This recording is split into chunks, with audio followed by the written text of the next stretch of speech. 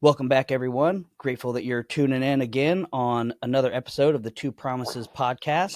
I am super excited that today we have on a brother of mine, a fellow teammate. We were at Team One together pretty much my entire time at Team One, and he has just gone on to not just serve the Navy, serve the United States and the SEAL teams, but now he's just doing great things with his consulting businesses and other businesses. We have Coach Ty Smith on. How you doing, Ty? I'm doing great, brother. I'm so excited to be here with you, man. Absolutely. It has been a ride. We were just talking about that a little bit as we were catching up before the show about just life and how it'll take you down some different paths. But I just kind of do a little rehash of where we started and where we're at now. So you came out to Iraq after you got done with one of your shore duty commands, I believe. And I was there with Winkley and the Bravo guys.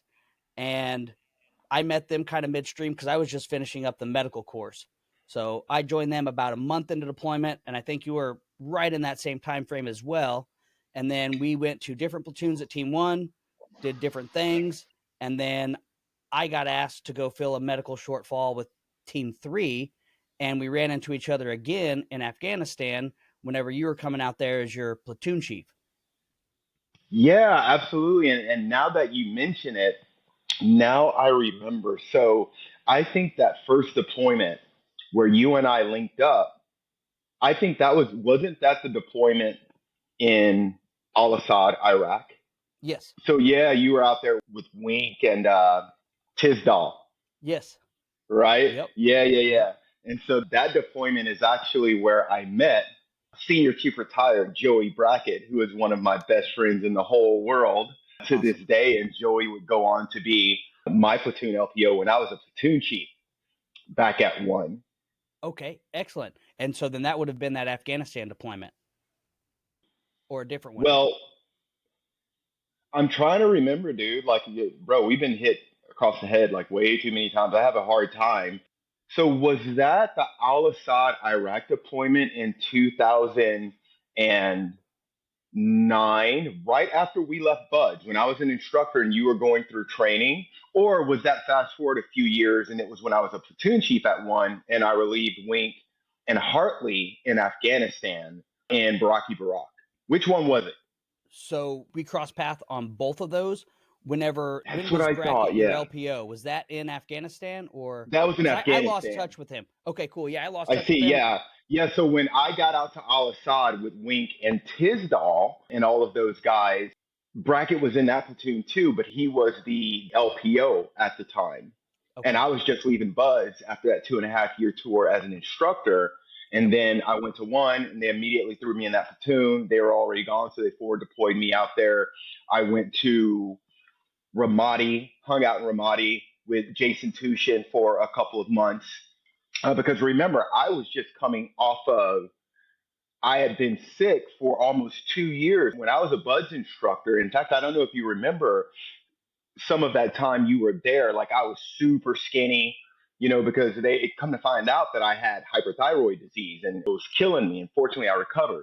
But after that, when they sent me to Team One, I went out to Ramadi with Touche for a while, hung out there with him for about a month or two, and then that's when they farmed me out to Wink and Tisdall, and that's when I met Joey Brackett for the first time on Excellent. that deployment, Good right? And stuff. you had Dave Dillahy out there as Yep. well, and then you fast forward several years is when I became a platoon chief, and I recruited Joey Brackett into my platoon to be my platoon LPO, and that's when we Excellent. relieved Wink again, but he was with Sam Hartley as the OIC at that time. That's right. That's right. And on that turnover op, so I don't know this. I know there's probably part of the platoon or whatever, but we had just built a police checkpoint right in like the Tangi Valley, just kind of like bad guy territory. And that's whenever Hartley got shot. He got shot while we were building that checkpoint. Well, right before we ripped out, it got overtaken by the Mm-hmm. Taliban again. So that turnover op was taking that checkpoint back. And just, I know I was controlling air for part of it because there was some like comms issue and things like that. But whenever they got there, they had just like cut out the kidneys and smeared the walls with the kidneys and stuff like that, and just completely decimated the last people standing there. Waited for them to run out of ammunition, came in, killed them all, and then we took it back. But I mean, that whole area, obviously, we know the pull out of Afghanistan was pretty ridiculous. Yeah, I mean, that's just the nature of the world there. Is there anything else from that deployment that stuck out for you? That's just what I remember of us just kind of like high-fiving, saying, all right, this is where we've been. This is what we've been doing. You guys got it now. Yeah, man. Because we that turnover, I think that was the one we went out to Saracen. It was either when we went to Amadak Hill or it was Amadak Hill, not Saracen, Yep. right? And so there was a tremendous amount that I remember from that deployment because as we were lead y'all, fighting season was kicking off and we got in so many gunfights. I mean, twice a week we were fighting for our lives in anywhere between 8 and 18 hour gunfights for that whole deployment. It was easily the most kinetic deployment of my entire career. Dude, I think that we got in at least 60, 70 gunfights in that 4.5 months we were there until they pulled everybody out and retrograded. But the Tangi Valley, Baraki Barak District Local Province in general, is known for being one of the bloodiest regions in all theater because it's a valley and you've got terrain on each side of it and it opens up at the mouth of the Tangi Valley. But if you turn around and go the other way up to the northwest, you're going up into the mountains, you're escaping into Pakistan. So that's their MSR, right? That's their main supply route. So they come in that way, they go out that way. That's how they resupply. There's always a tremendous amount of Taliban traffic taking that pass in order to come into country and fight in order to escape out as fighting season is wrapping up and it's starting to get cold and they want to go hide out in the mountains of Pakistan. And so given that we were there for all of fighting season, it was just a really, really bloody deployment. And fortunately, we prevailed and Joey and Tav and I were able to bring all the boys home safely. Dude, we Winchester and AC-130 gunship 3 times that deployment. In 4.5 months, we Winchester and AC-130 gunship 3 times. We got in so many crazy gunfights. So many of those gunfights were four-sided gunfights where we were just running and gunning like it's a Call of Duty video game. You're just getting shot at from everywhere. And fortunately, my boys, dude, I had some killers. They were just so good. And it was helpful that we had, I think, an additional 6 months to train before we even started our training cycle because we formed early because SEAL Team 1 had just done that shift around of everyone. And so I had basically built our own private 6 month ULT, unit level training. And I took the boys all over the place. I took them to Germany for a month where we did this big training exercise of a bunch of different special operations groups from I think it's like 30 different countries.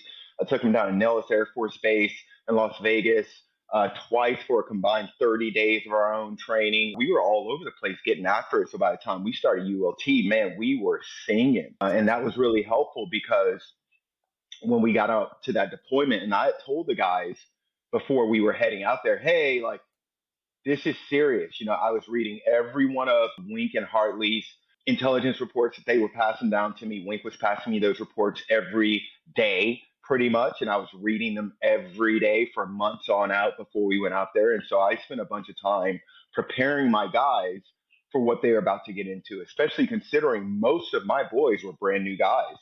And so, dude, there were so many gunfights that we got into that were by the grace of God. Like, I can't believe nobody got shot. I can't believe nobody got blown up. I can't believe that helicopter didn't just get shot down like right before our eyes. Like, I don't know why they tried to land it right there in a hail of rockets and gunfire. But man, how much time you got, you know? Right. Yeah. And that was kind of the characteristic of my experience out there in Baraki Barak as well.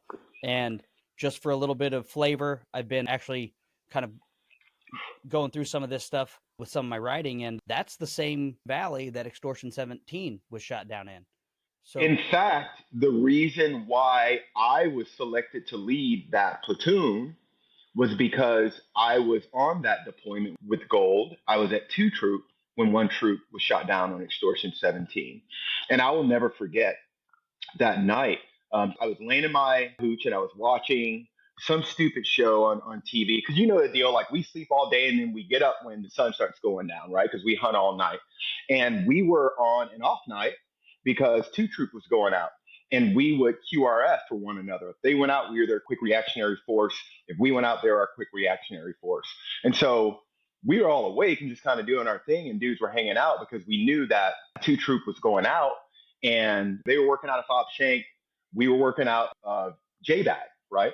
And so I was laying in my bed watching this show, and really good buddy of mine, dude, I went through Bud's training with, who was permanently attached to Gold, ran by my room, stuck his head in the door, was like, "Hey, Ty, like, get up, we gotta go to the team room. Extortion 17 just got shot down." And I thought he was joking, right? And he looked at me, and I could see in his eyes, he was like, "I'm not joking, brother. I'm serious. We gotta go." And I'm like, "Get up, we gotta go." So I run into the team room. Everybody starts getting jocked up, and my buddy Wooly starts walking over to me, and I was one of his new guys at SEAL Team 8 back in the day, and I could see the look on his face. He was horrified, and he walked up to me, and he said, he's like, "Dude, I watched the whole thing go down on ISR. Like, there's no way those guys are alive." Next thing he said was, "My best friend's dead. I know Johnny Foss is dead."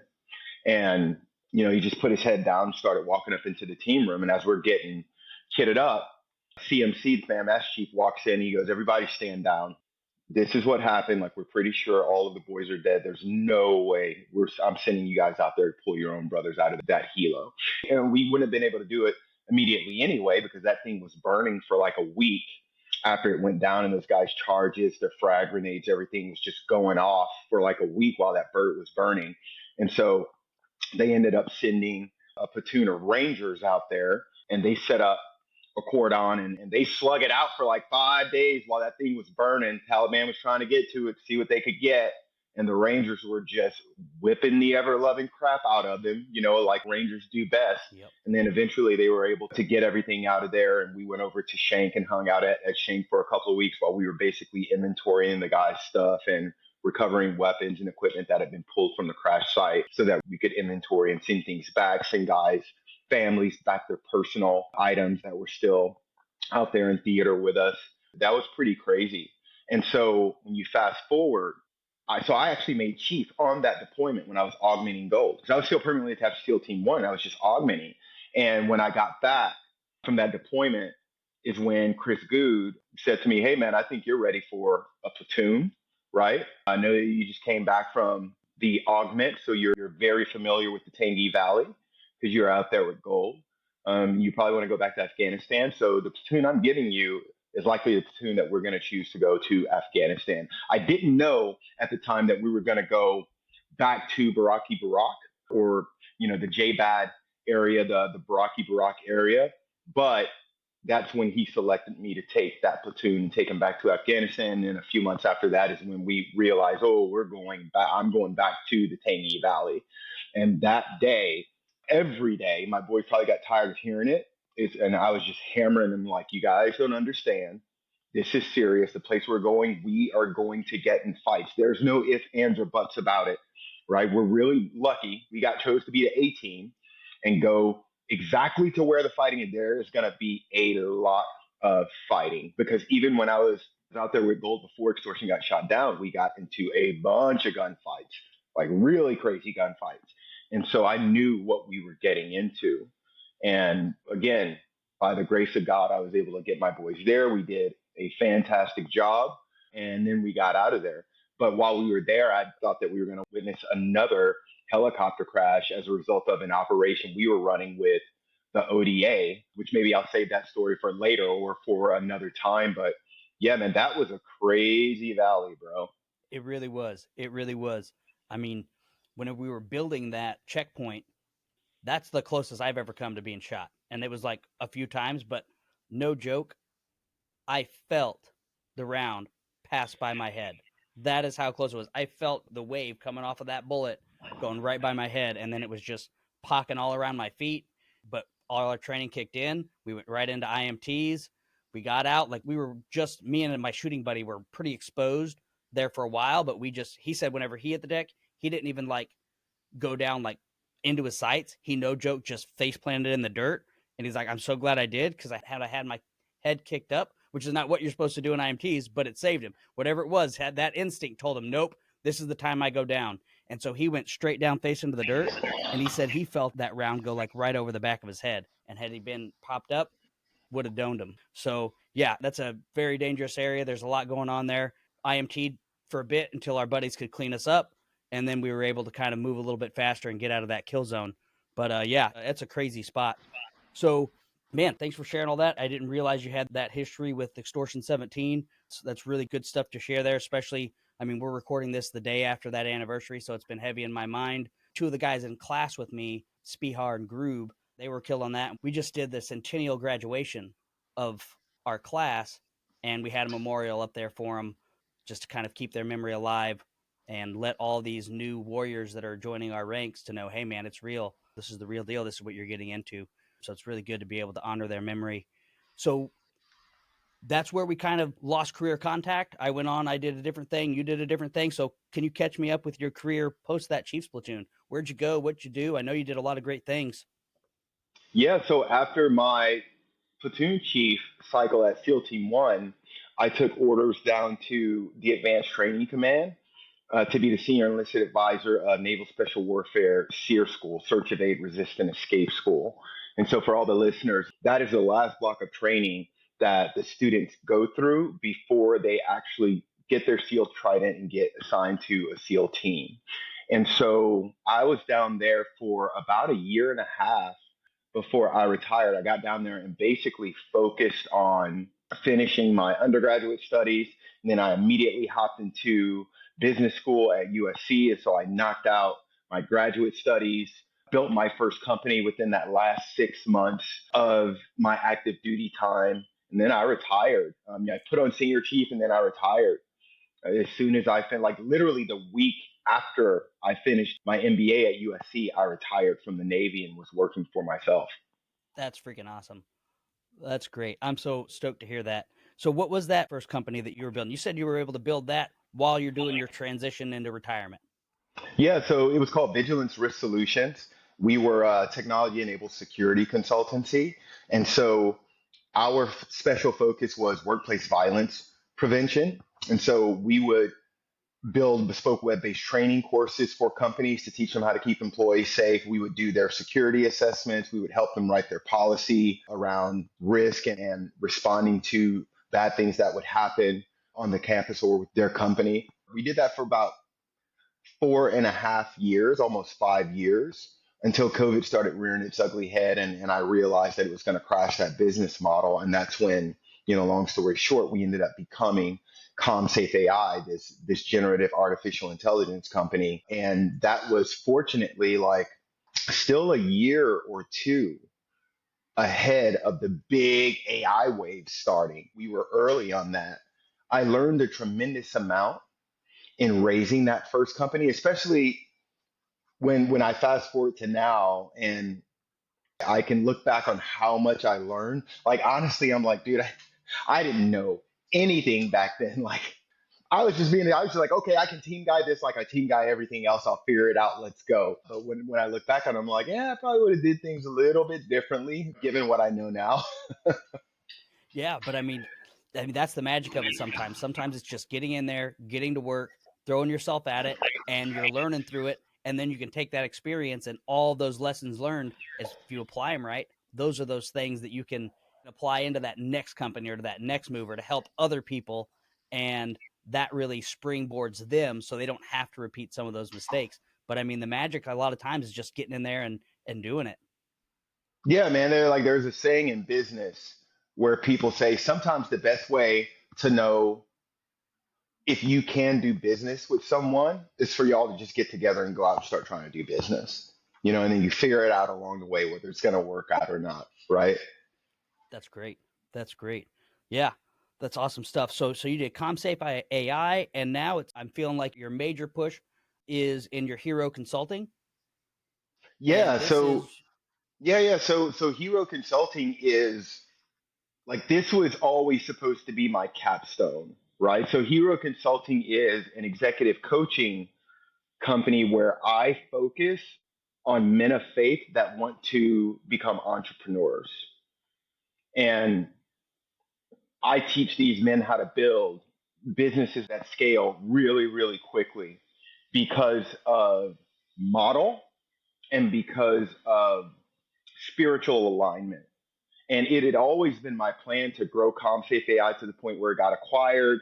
And then I would go on and tell my story to other founders and motivate them to do the same thing and let them know that it's absolutely possible for them to do the same thing. In fact, here, let me show you how I did it so that you can avoid all of the booby traps that I stepped on along that route, right? And a few months ago, I had a lot of stuff that was going on in my personal life and my professional life. And I just felt like God was telling me, no, you're going to launch that now. You're not going to wait for ComSafe to be acquired. You're going to launch that now. And I'm really, really glad that I did for several reasons.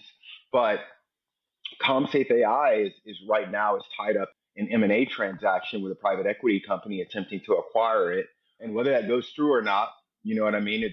God's will be done either way. And so we'll see how that turns out, but it's given me the ability to kind of focus on growing out Hiro Consulting as quickly as I can, so that if ComSafe doesn't get acquired right away, there's a way for me to tie those together and have them mutually support one another. But Hiro Consulting is getting a lot of my attention these days, and I found that it's almost like it's cathartic, man, because I feel like now I am operating within my purpose. I feel like now I'm operating within my God assigned purpose, which is to be a prophet to the nations, someone that goes out and that is actively a walking and talking testimony of God's grace. And I'm trying to give that fruit to other people and show them how to raise themselves and their tribes up too, so that not only they have spiritual alignment, right? These are men that are trying their best to walk in the image of God, but also while teaching them, hey, this is the path that not only is building generational wealth for your family, your responsibility, but this is how you do it. And this is how you do it as quickly as possible. And so I'm having a lot of fun doing that because in my heart of hearts, I mean, like, you were one of my students, but I was instructor, man. Like, you know more than most. In my heart of hearts, I'm a teacher. I love helping people. I love helping people to grow and seeing that big old smile on their face when they do something that they never thought that they could do, right? You know, watching Absolutely. a group of brand new Navy SEALs walk across that grinder graduating from budge training, you know, and knowing that I had something to do with that feeling that they're experiencing right now. And that's what really sets my heart on fire. And with Hiro Consulting, I feel like I'm kind of living in that lane these days, and it's a lot of fun. And so I'm coaching aspiring and brand new entrepreneurs. I'm also doing leadership development workshops for large companies. I'm getting ready to launch some online training courses on entrepreneurship to help, you know, entrepreneurs to do it, for me to do it with them, so that again they avoid a lot of the mistakes that cost time and money and resources, mistakes that I made early on in my career. And then I'm also doing a lot of writing as well, because again I think that my purpose, a part of my purpose, is to help other people grow. And it's hard to do that one on one. And so I've had to learn how to communicate to crowds, which is why you see me so busy on social media all day, every day. But I'm finding different avenues to do that. And so I've got a couple of books that are coming out really, really soon. And again, I'm doing podcasts all over the place. I actually filmed my first masterclass yesterday. I'm really excited to get that published on my YouTube channel at Coach Ty Smith, and that is The Modern Man, a Navy SEAL's Guide to Mastery, Meaning, and Mission. So I'm really, really excited to share that with all of the men out there that are looking to advance their lives. And so it's keeping me busy, but I'm finding that I'm having a lot of fun doing it. It's not the kind of busy where I'm stressed out. I'm like, yeah, like this is what God wants me to do. He wants me to go out there and raise other people up and share my fruit with them and help them to accomplish their goals and build wealth for their families and keep their hearts in the right place so that the devil doesn't start pulling them in this direction now that they're making a little bit of money, you know, because it's easy for that to happen to men. So I'm having a lot of fun doing it. And I feel like this is what I'm supposed to be doing because in my heart of hearts, I'm a teacher. Yeah, that's awesome. That is so awesome. I'm loving hearing all that. So you've just been stacking success after success after success. You had a great career in the teams. You had a great career in the Navy. You retired as a senior chief. You were able to transition at that pinnacle. You know, you'd done it. You'd done your chief's platoon. You had accolades, successes, and then you stepped right into the business world. And yeah, of course, there were challenges, but you were still very successful in that entrepreneur's journey. And you have multiple companies under your belt now. So what could you share with our listeners, an attribute that was useful for you to be able to accomplish those successes that you've been able to accomplish so well? Yeah, I think that again, not being willing to stand still while you're getting actively shot at. Like, no, I got to keep going. Even when I make a mistake, like I don't have time to sit there and kind of focus on that mistake for a while. Like, no, I don't. Like, okay, I acknowledge I made a mistake. Now, what am I learning from it? Okay, got to get up and keep moving. And so, my desire to just keep going, that's been really helpful. Grit, the fact that I have learned the hard way that I can take a lot of stuff, I can carry a lot of weight on these shoulders and not complain about it and just keep going. And I think that the thing that has helped me most, and I've learned this over the last, I'd say, 2 or 3 years in particular, Brent, is surrender. That has been extremely helpful to me over the last few years, as things got really, really difficult, personally and professionally. Learning how to stop resisting so much because, again, I went into entrepreneurship with a team guy mindset. Like, I'm going to team guy this like I team guy everything else. So just don't get in my way and you'll be fine. You know what I mean? And I learned in entrepreneurship, like, it doesn't necessarily work that way. Like, you can team guy yourself into walking off of a cliff real fast. In entrepreneurship, things just don't work that way. And so I made a bunch of mistakes at the very beginning of my career. And I still make mistakes from time to time, just like anyone else, but I made a lot of them. And a lot of them could have been the kind of mistakes that would cause a new entrepreneur to go like, that's it, I quit, this isn't for me, I'm going to go get a job. But having that grit, I think I've always had it, but it was really brought out of me when we went through training and throughout our careers in the SEAL teams. That has been tremendously helpful because my inclination whenever I would hit resistance would be to fight, fight, fight, fight. And now I've learned that, hey, you got to surrender and flow. Like, I spent a lot of time asking God for his discernment. And I realized a few years ago, like, yeah, I was asking for it, but I wasn't really listening when he was trying to give it to me. And so now I've learned to surrender. And if I'm trying to go this direction, whether it be in life, in my training, in one of my businesses, and I'm feeling some static and I'm feeling like real resistance, I'm learning to just go, okay, well, pencil down, let me listen and hear if there is an alternative to what I'm doing right now. Because I don't want to be ice skating uphill anymore. I'm 47 years old. I'm too old for that. I don't want to work that hard anymore, right? And so I've learned to stop resisting so much and to surrender and flow instead. Like, okay, God, you want me to go this way? Fine, I'm gonna go this way, no problem. No, I don't even need to understand what's over there. You told me to go that way. That's the way I'm going. I'll figure it out when I get there. I know that your will for me is always good and perfect in your way, right? So learning how to surrender and stop resisting has been really helpful. And then lastly, like, man, so to be a really good teacher, first you got to become a really good student. And so I learned a tremendous amount from mentors, advisors, that were really trying to help me to understand how to navigate my entrepreneurial journey, considering I had never done it before. So I got a lot of help doing that, a lot of help doing that.